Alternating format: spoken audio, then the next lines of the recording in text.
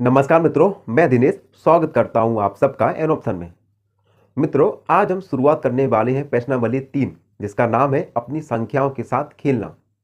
और आज हम शुरू इसके साथ ही आज हम शुरू करेंगे प्रश्नावली 3.1, जिसमें हम जानेंगे गुणनखंड फैक्टर्स के बारे में, उसके बाद गुणज यानी मल्टीपल्स के बारे में, और लास्ट में हम जानेंगे पूर्ण संख्या यानी परफेक्ट नंबर्स के बारे में। तो चलिए शुरू करते हैं इस वीडियो को। तो सबसे पहले हम जानेंगे गुणनखंड या फैक्टर्स होता क्या है। तो सबसे पहले हम जानेंगे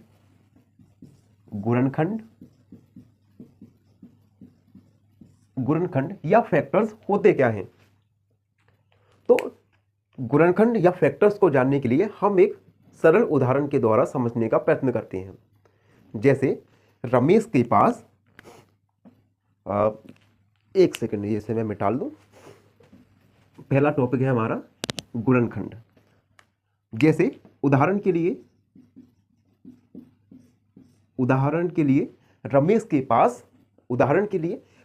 पास 6 कंचे हैं। कंचे आप सभी बच्चों ने खेले होंगे, कंचे जिन्हें अंटी भी कहते हैं किसी किसी जगहों पर। तो रमेश के पास 6 कंचे हैं और रमेश इन कंचों को एक पंक्ति में इस प्रकार व्यवस्थित करना चाहता है कि सभी पंक्तियों में कंचों की संख्या समान हो। तो रमेश इसे निम्नलिखित विधियों द्वारा कर सकता है। जैसे पहली विधि, प्रत्येक पंक्ति में एक कंचा, यानी पहली पंक्ति में एक कंचा, उसके बाद एक और, हर एक पंक्ति में एक कंचा उसने व्यवस्थित किया। तो इस विधि में पंक्तियों की संख्या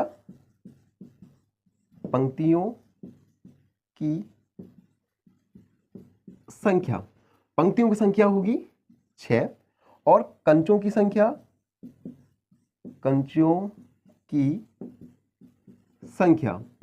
देखो, हर पंक्ति में एक कंचा है यानी 6 पंक्ति, और हर पंक्ति में एक कंचा यानी 1 बराबर 6। तो पहली विधि में कंचों की संख्या 6 और प्रत्येक पंक्तियों की संख्या है 6। अब दूसरी विधि है, उसमें उसने क्या किया, प्रत्येक पंक्ति में 2 कंचे, उसने हर पंक्ति में 2 कंचे रखे, 1 2 1 और 2। तो पंक्तियों की संख्या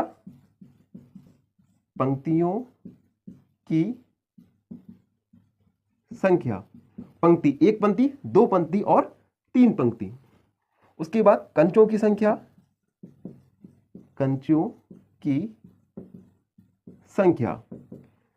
टोटल पंक्ति 3 है और हर पंक्ति में 2 कंचे यानी 3 गुणा 2 बराबर 6। तो इस व्यवस्था में भी कंचों की संख्या 6 रही। अब तीसरी व्यवस्था में उसने हर पंक्ति में 3 कंचे रखे। तो हम लिखेंगे प्रत्येक पंक्ति में 3 कंचे।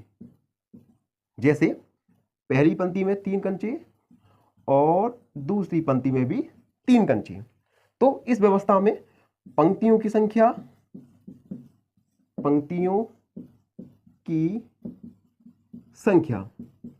2 पंक्ति है और कंचों की संख्या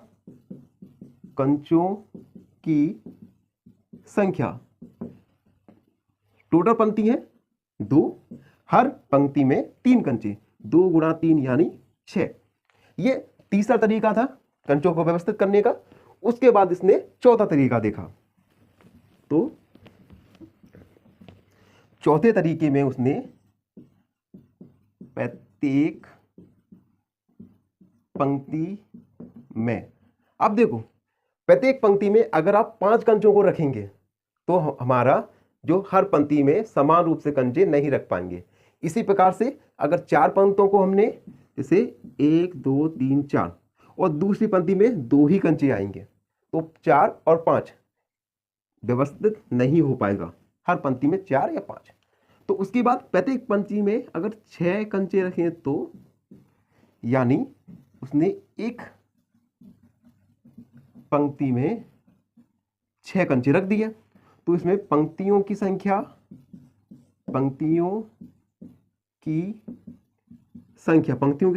एक ही पंक्ति है तो 1, और कंचों की संख्या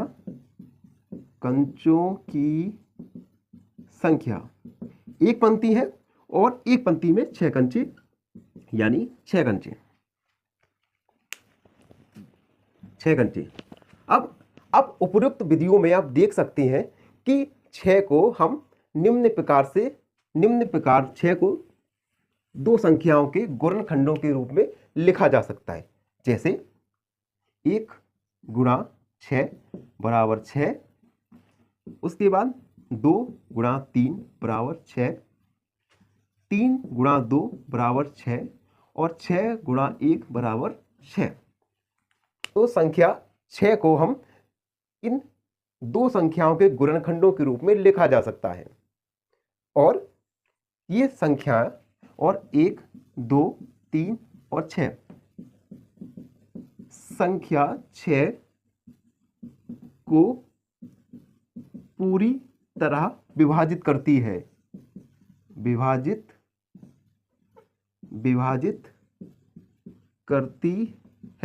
विभाजित करने का मतलब अर्थात इन सभी संख्याओं का 6 में पूरी तरह से भाग जा सकता है।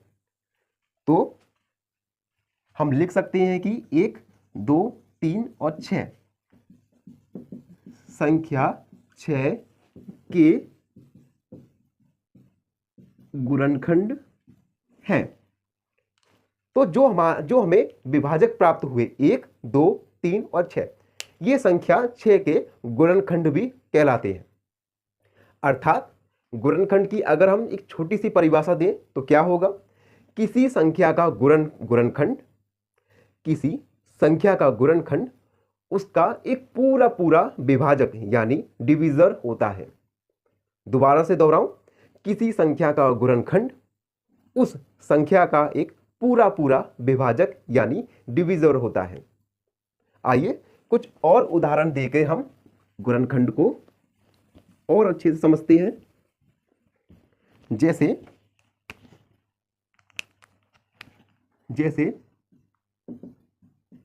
संख्या 8 के गुणनखंड।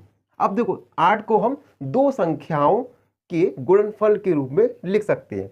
जैसे 1 गुणा 8 बराबर 8, 2 गुणा 4 बराबर 8, 4 गुणा 2 बराबर 8 और 8 गुणा 1 बराबर 8।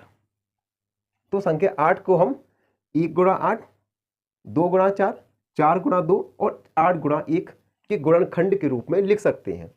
तो अर्थात 1, 2, 4 और 8 संख्या 8 के गुणनखंड यानी फैक्टर्स है। 8 के गुणनखंड है। तो हमने जाना गुणनखंड क्या होते हैं और गुणनखंड को हमने उदाहरण की सहायता से जाना। इसके बाद आते हैं हम गुणज यानी मल्टीपल्स के बारे में। तो दूसरा टॉपिक है हमारा गुणज यानी मल्टीपल्स। दूसरा टॉपिक गुणज यानी मल्टीपल्स। अब ये गुणज क्या होता है? तो हम एक उदाहरण हमने जाना था, 6 गुणा 1 बराबर 6। इस उदाहरण में 1 और 6 ये गुणनखंड थे और यहां पे जो 6 है ये गुणज यानी मल्टीपल्स था। तो गुणनखंड दो संख्याओं का गुणनखंड एक गुणज होता है। और हम एक उदाहरण दे के और समझते हैं कि गुणज को हम कैसे निकालते हैं। उदाहरण के लिए 4 के गुणज। अब 4 के गुणज क्या होंगे, तो हम 4 का गुणा 4, 8, 12, 16, 18। तो इस प्रकार से 4 के गुणा 4 का गुणज 4, 8, 12, 16, 18 और भी बहुत सारी संख्याएं होती हैं। तो ये हुआ गुणज यानी मल्टीपल्स। आगे बढ़ते हैं और जानेंगे हम अपना तीसरा और आखिरी टॉपिक, जो है पूर्ण संख्या। पूर्ण संख्याएं या परफेक्ट नंबर। Perfect numbers. अब पूर्ण संख्याएं क्या होती हैं, तो एक छोटी सी परिभाषा है, याद रखिए आप। पूर्ण संख्या किसी संख्याओं के गुणनखंडों का योग। किसी संख्याओं के गुणनखंडों का योग उस संख्या के दुगना होता है। किसी संख्या के गुणनखंडों का योग उस संख्या का दुगना होता है, तो वह संख्या एक पूर्ण संख्या या परफेक्ट नंबर होती है। इसे उदाहरण देके समझते हैं। उदाहरण देके समझते हैं। क्या 6 एक पूर्ण संख्या है? क्या 6 एक पूर्ण संख्या है? तो हम 6 के गुणनखंड निकालेंगे। 6 के गुणनखंड आएंगे। 6 के गुणनखंड आएंगे 1, 3 और 6। और पूर्ण संख्याओं की परिभाषा में हमने जाना संख्या के गुणनखंड का योग, यानी 1 + 3 + 6 और यहां पे 2 भी आएगा, +2 कितना आया? 1, 3, 4, 4 और 6 10 यानी 12। संख्याओं के गुणनखंडों का योग उस संख्या यानी 6 के दुगना होता है। तो देखो यहां पे गुणनखंडों का योग क्या आया? 12। संख्या क्या थी? 6, जो कि संख्या 6 का दुगना है। तो हमने जाना कि पूर्ण संख्याएं परफेक्ट नंबर्स क्या होते हैं और परफेक्ट नंबर्स को हम किस प्रकार से निकालते हैं। आइए एक और उदाहरण में पूर्ण संख्या है या नहीं ये जानें। उदाहरण लिया हमने, क्या 8 एक पूर्ण संख्या है? पूर्ण संख्या है। क्या 8 एक पूर्ण संख्या है? तो सबसे पहले 8 के हम गुणनखंड निकालेंगे। तो 8 के गुणनखंड, 8 के गुणनखंड क्या होगा? 1, 2, 4 और 8। इन गुणनखंडों का योग 1 + 2 + 4 + 8 कितना आया? 2, 3, 3 और 4 7, 3 और 4 7, 7 और 8 ये हुआ,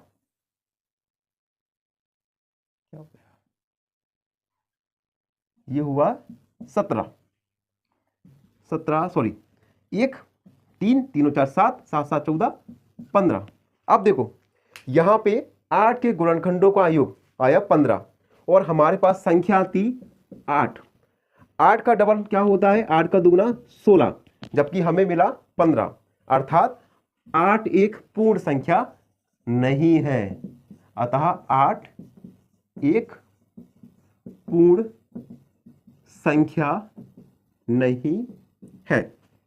मान लीजिए कि कोई संख्या के गुणनखंडों का योग। मित्रों, मैं दिनेश स्वागत करता हूं आप सबका एन ऑप्शन में। मित्रों, आज हम हल करने वाले प्रश्न नंबर 2 को, जो है निम्न संख्याओं के प्रथम 5 गुणज यानी मल्टीपल्स लिखिए। पहला है 5। हम लिखेंगे 5 के प्रथम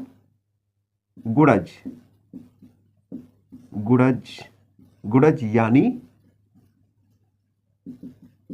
मल्टीपल्स। तो 5 के प्रथम प्रथम 5 5 के प्रथम 5 गुणज क्या होंगे? 5 5 दूनी 10, 5 ती 15, 5 चौक 20 और 5 25। उसके बाद बी वाला है 8, तो हम लिखेंगे 8 के प्रथम 5 गुणज गुणज या मल्टीपल्स। तो 8 के प्रथम 5 गुणज होंगे 8 एकम 8, 8 दूनी 16, 8 तिया 24, 8 चौक 32, 8 5 40। ये था 8 के प्रथम 5 गुणज। उसके बाद सी वाला है 9, तो 9 के हमें फर्स्ट 5 मल्टीपल्स निकालना है, तो हम लिखेंगे 8 के प्रथम 5 गुणज। तो 9 के प्रथम 5 गुणज होंगे 9 एकम 9, 9 दूनी 18, 9 तिया 27, 9 चौक 36, 9 पंच 45। तो 9 के प्रथम 5 गुणज होंगे 9, 18, 27, 36 और 45। तो इस प्रकार हमने प्रश्न नंबर 2 को हल किया। आशा है सबको समझ आया हो। और अंत में आपसे एक प्रश्न पूछूंगा। प्रश्न है 7 की तीसरी गुणज या मल्टीपल्स क्या है? पहला ऑप्शन 21, दूसरा विकल्प 15 और तीसरा विकल्प 18। सही आंसर को कमेंट में जरूर कीजिए। धन्यवाद। नमस्कार मित्रों, मैं दिनेश स्वागत करता हूं आप सबका एन ऑप्शन में। आज हम पढ़ने वाले हैं प्रश्न नंबर 1, जो है निम्नलिखित संख्याओं की सभी गुणनखंड यानी फैक्टर्स निकालने हैं। तो इस प्रश्न को हल करने के लिए सबसे पहले 24 के हम गुणनफल निकालेंगे। तो 24 के गुणनफल, सबसे पहले 24 के हम गुणनफल लिखेंगे। तो 24 को हम 1 गुणा 24 बराबर 24 लिख सकते हैं। उसके बाद 24 को हम 2 गुणा 12 यानी 24 लिख सकते हैं। उसके बाद 24 को हम लिख सकते हैं 4 गुणा 6 यानी 24। उसके बाद 5 गुणा नहीं लिख सकते, 6 गुणा 4 बराबर 24। उसके बाद 8 गुणा 4, 8 गुणा 4 नहीं लिख सकते, 32 होगा। उसके बाद 4 गुणा 6 होगा। उसके बाद 12 गुणा 2 बराबर 24 और 24 गुणा 1 बराबर 24। इस प्रकार हमने 24 के गुणनफल लिखे। तो अब हम लिखेंगे अतः 24 के गुणनखंड। 24 के गुणनखंड क्या आएगा? सबसे पहले 1 2 4 6। हमें गुणनखंडों को अगर कोई एक बार लिख दिया तो हमें उसे दोहराना नहीं है। जैसे 1 यहां पे भी है, यहां पे भी है, तो हमें केवल एक बार लिखना है। तो 1 2 4 6 और उसके बाद 12 और 24। तो ये सभी 24 के गुणनखंड होंगे। आगे बढ़ते हैं और हल करते हैं प्रश्न नंबर ए का बी वाला, जो कि है 15। उसके बाद मार्कर कहां गया? बी वाला है 15। 15 के हमें गुणनखंड निकालने हैं।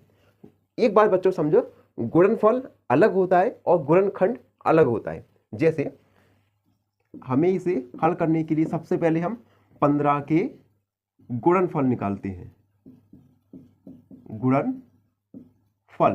गुणनफल कैसे निकालेंगे? 15 को हम किन दो संख्याओं के गुणा के रूप में लिख सकते हैं? जैसे 1 गुणा 5।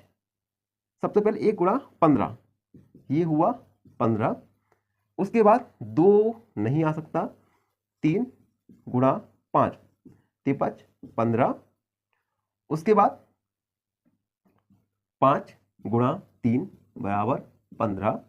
और लास्ट में 15 गुणा 1 बराबर 15। तो ये चारों 15 के गुणनफल है। ठीक है, अब हम लिखेंगे अतः 15 के गुणनखंड क्या होगा? 1, उसके बाद 3, और हमें दोहराना नहीं है नंबर्स को, और उसके बाद 5 और 15। तो 1, 3, 5 और 15 ये संख्या 15 के गुणनखंड हुए। आगे बढ़ते हैं और हल कर लेंगे हम सी वाला। सी वाला है 21। 21 के हमें गुणनखंड निकालना है। तो हम हल करेंगे। सबसे पहले लिखेंगे 21 के गुणनफल क्या होगा 21 के? 1 गुणा 21 बराबर 21। उसके बाद 21 को किन दो संख्याओं के गुणनफल के रूप में हम लिख सकते हैं? जैसे 3 गुणा 7, 7 दिया 21। उसके बाद 7 गुणा 3 बराबर 21, और अंत में 21 गुणा 1 बराबर 21। और आप सोच रहे होंगे कि हम 3 गुणा 7, 7 गुणा 3 ये किस प्रकार से चुन रहे हैं।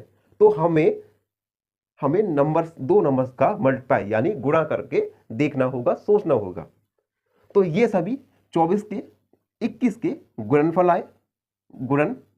तो हम लिखेंगे अतः 21 के गुणनखंड 1, 3, 7 और 21 है। तो ये हमने हल किया सी वाला।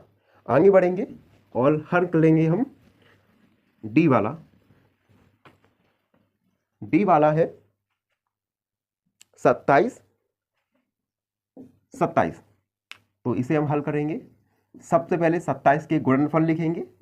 27 के गुणनफल 27 के गुणनफल क्या होंगे? 1 गुणा 27 बराबर 27। उसके बाद 3 का गुणा अगर हम 9 में करेंगे तो 27 प्राप्त होगा। उसके बाद 4 का गुणा से नहीं होगा, 5, 6, 7, 8, 9। उसके बाद 9 गुणा 3 बराबर 27। उसके बाद 10, 11, 12 किसी भी नंबर का गुणा नहीं होगा 27 में, तो हम करेंगे 27 गुणा 1 बराबर 27। अंत में लिखेंगे अतः 27 के गुणनखंड। 27 के गुणनखंड क्या होगा? 1, 3, 9 और 27। तो ये था डी वाला। उसके बाद आगे बढ़ेंगे और हल करेंगे ई वाला प्रश्न को। ई वाला है 12। ई 12 है 12। तो हम लिखेंगे, आई होप आपको समझ आ रहा हो। 12 सबसे पहले 12 के गुणनफल निकालेंगे। गुणनफल क्या क्या हो सकते हैं? तो 1 गुणा 12 बराबर 12, और एक सभी संख्या का गुणनफल होता है। इसके साथ साथ वह कोई संख्या अपने खुद का भी एक गुणनफल होती है। जैसे 1 गुणा 2, 1 गुणा 12 12, उसके बाद 2 गुणा 6 12, और उसके बाद 3 गुणा 4 बराबर 12, और उसके बाद 3 गुणा 4 12। 6 का गुणा अगर हम 2 में करेंगे तो हमें 12 प्राप्त होगा। उसके बाद 7 नहीं आ सकता अब, और लिखेंगे 2 गुणा 6 बराबर 12, 4 गुणा 3 बराबर 12, 6 गुणा 2 बराबर 12, और 12 गुणा 1 बराबर 12। ये सभी 12 के गुणनफल हुए। अब हम लिखेंगे अतः 12 के गुणनखंड क्या होगा? 1, 2, 3, 6, उसके बाद और 12 और एक रह गया 4। अतः 1, 2, 3, 4, 6 और 12 ये सभी 12 के गुणनखंड हुए। आगे बढ़ेंगे और हल करेंगे f वाला। f वाला है जो है 20। तो हम लिखेंगे हल 20 के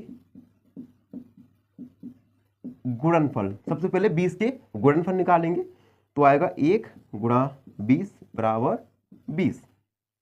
उसके बाद 2 गुणा 10 बराबर 20। 3 नहीं होगा, 4 गुणा 5 बराबर 20। उसके बाद 5 गुणा 5, हाँ ठीक है। उसके बाद 6, 7, 8, 9, 10 गुणा 2 बराबर 20। 5 गुणा 4 बराबर 20 और 4 गुणा 5 हो गया। उसके बाद 20 गुणा 1 बराबर 20। ये सभी 20 के गुणनफल हुए। तो हम लिखेंगे अतः 20 के गुणनफल। अतः 20 के गुणनफल क्या होगा? 1, 2, 4, 5 और 10। ये सभी संख्या 20 के गुणनखंड हुए। ये गलत हो गया थोड़ा, गुणनखंड हुए। तो ये इस प्रकार। नमस्कार मित्रों, मैं दिनेश स्वागत करता हूं आप सबका एन ऑप्शन में।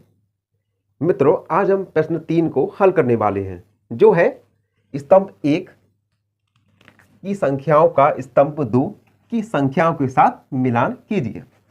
मतलब इसमें हमें सही जोड़ी मिलाना है। तो हाँ, स्तंभ 1 और स्तंभ 2। पहला वाला देखते हैं 35। तो स्तंभ 2 देखते हैं। 35 8 का गुणनखंड नहीं है। 7 का गुणज, क्या 7 की पहाड़े में 35 आता है? 7 पद 35, यानी 35 7 का गुणज है। तो इसे हमने b से मिला दिया और एक अच्छा सा एरो बनाया। ये था 35 वाला। उसके बाद 15 ए वाला देखते हैं। 8 का गुणनखंड नहीं है। सी वाला देखते हैं। 17 का गुणज, ये भी नहीं है। और 30 का गुणनखंड। तो 15 का अगर हम 2 में गुणा करें तो आएगा 30। तो 15 30 का एक गुणनखंड है। उसके बाद तीसरा देखते हैं 16। तो सबसे पहले ये देखते हैं 8 का गुणनखंड। 8 का अगर हम गुणा करेंगे 2 के साथ तो आएगा 16, यानी जो 16 है वह है 8 का गुणनखंड है। तो इसका आंसर हुआ ए वाला। चौथा देखते हैं 20। तो इसका 70 का गुणज 20 नहीं है, क्योंकि 20 के पहाड़ी में 70 नहीं आएगा। 50 का गुणनखंड 20 नहीं है। उसके बाद 20 का गुणनखंड, और हमें पता है कोई संख्या स्वयं का एक गुणनखंड होती है। और अब हम देखते हैं 25। 25 क्या 70 का गुणज है? 25 के पहाड़े में 70 नहीं आएगा। तो और ई वाला देखते हैं 25। 50 का गुणनखंड है 25 दूनी 50, यानी 25 का होगा ई वाला। तो इस प्रकार हमने प्रश्न नंबर 3 की सही जोड़ियों का मिलान किया। आशा है आप सबको समझ आया हो। और फाइनली आपसे एक प्रश्न पूछूंगा। प्रश्न है 2 का 7वां गुणज यानी मल्टीपल है। पहला ऑप्शन 14, दूसरा ऑप्शन 20 और तीसरा ऑप्शन 15। तो सही उत्तर को आप कमेंट सेक्शन में जरूर लिखिएगा। धन्यवाद। मिलते हैं अगली वीडियो में। नमस्कार मित्रों, मैं दिनेश स्वागत करता हूं आप सबका एन ऑप्शन में। आज हम हल करने वाले हैं प्रश्न नंबर 4 को, जो है 9 के सभी गुणज यानी मल्टीपल्स निकालिए जो 100 से कम है। तो हम इसे हल करेंगे, लिखेंगे 9 के सभी गुणज यानी मल्टीपल्स जो 100 से कम है। मल्टीपल निकालेंगे। पहला 9, 9 दूनी 18, 9 को जोड़ेंगे 27, 9 चौक 36, 9 पंच 45, 9 छक्का 54, 9 सात 63, 9 आठ 72, 90 90 81, 9 इधर 90। और 90 के बाद आएगा, 90 में हम 9 को जोड़ेंगे तो 99। अब हम अगर आगे गुणज निकालेंगे तो वो 100 से ज्यादा हो जाएगा, जबकि हमें 100 से कम गुणज निकालने थे। तो इस प्रकार प्रश्न नंबर 4 को हमने हल किया। आशा है आप सबको समझ आया हो। और फाइनली आपसे एक प्रश्न पूछूंगा।